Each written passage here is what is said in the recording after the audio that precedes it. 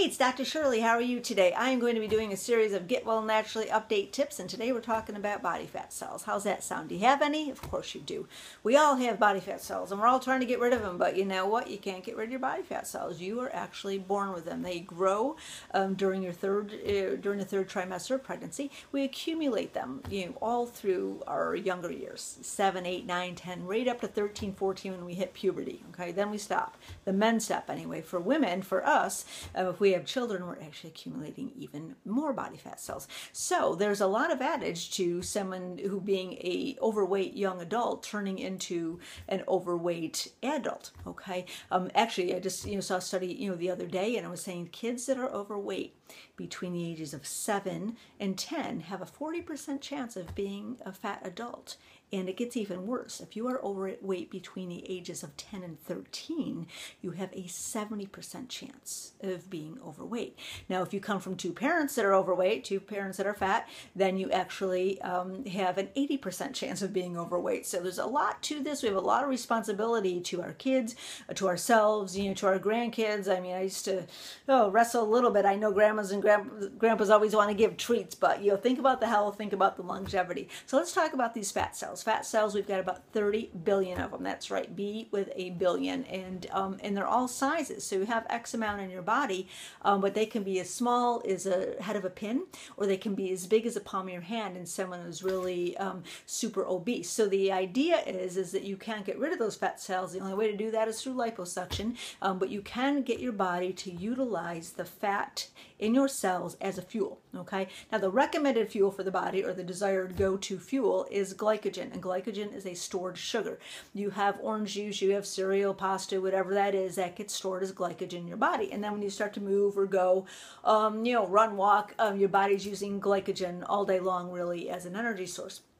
So how do you get the body to use the fat? You do this two different ways. The first one is through exercise. Okay, so when you go to exercise, make sure your stomach is empty. All right, if you just had a big bowl of cereal and you go to the gym and you get on the bike, well, you're still going to get the benefit for your heart, good cardiovascular. You're still going to get the benefits for your legs. You're going to reduce your stress. That's all good, but you're not going to be touching that pinch and inch, any of that body fat that's hanging out on your body. The way to do that is before you do your aerobic exercise. Aerobic meaning using oxygen, running, biking, swimming, exercise class, those things. Before you do that, you want to make sure you don't put any food or drink in your body. Now, water is fine, of course. I recommend lemon water. Tea, coffee is fine too, but don't be throwing any sugar in there. Those crazy artificial creamers with all the sugar and gunk in them. Just keep your body. You're not going to pass out. You're going to be okay. So during your first 20 minutes of exercise, you start to move. You're going, and maybe you're in a kickboxing class. You're moving and you're going. Your body starts using this glycogen. You've got the energy, and then all of a sudden, the body's like, "Whoa!" The energy supplies are depleted. There's not enough glycogen left. So what happens? Bingo! They make a phone and say, "All right, fat cells. Okay, it's time for you to release some fat because this gal's, she's really moving hard here." So the body fat cells actually start releasing fat in your system to be used to burn up, and that's how people get lean. Okay, it's by doing the cardiovascular exercise, but make sure that you do it on an empty stomach. Okay, years ago I remember going to a class. It was a class at the Y. Lovely teacher, but she was always like, "Oh, make sure you have your oatmeal before you come in." I'm like, "Oh my goodness, these poor folks are just not going to lose the weight they want to," and then you get frustrated, right? It's hard enough to get to the gym. I saw something the other day. The hardest part about going to the gym is going to the gym. That's the absolute truth. So keep that to a minimum. Now, the other thing that you can do to help your body utilize energy or fat as an energy source is not to eat before you go to bed. Okay, people who eat before they go to bed are fat. They get fatter. It's just your body. We have to remember our bodies are self-serving.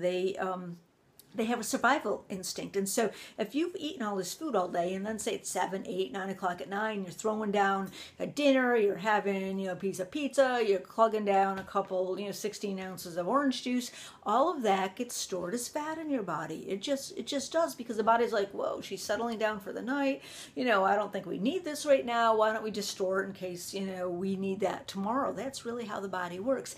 So if you can change your habits, and again, if you're in a weight loss program, or in a weight loss and you got a goal right now, right? You know how that is when you're on it. You're like, all right, that's it. I'm going to lose 10 pounds come hell or high water. You know, if you're in that phase right now, just cut out the food at night, drink some water, and you know what? You might go to bed hungry, okay? That's okay. You're not going to melt. You're not going to die. Years ago, I did a bodybuilding competition, and I don't have a bodybuilder's body naturally. I had to lose a lot of weight. I'm probably about 25 pounds less than I am right now. But I remember I would go to bed hungry every night, and but I'd wake up in the morning, of course, and you jump on the scales and get my body fat measured and that. So it's pretty amazing, you know, really what your body can do. So I hope that's helpful for you today. Okay, I hope you have a great day.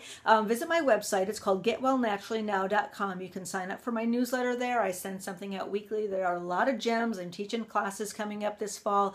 Would love to have you take a look at that. And if you have any comments, leave a comment below. Be happy to answer your question. Okay, have yourself a great day. Go make something great happen. Bye.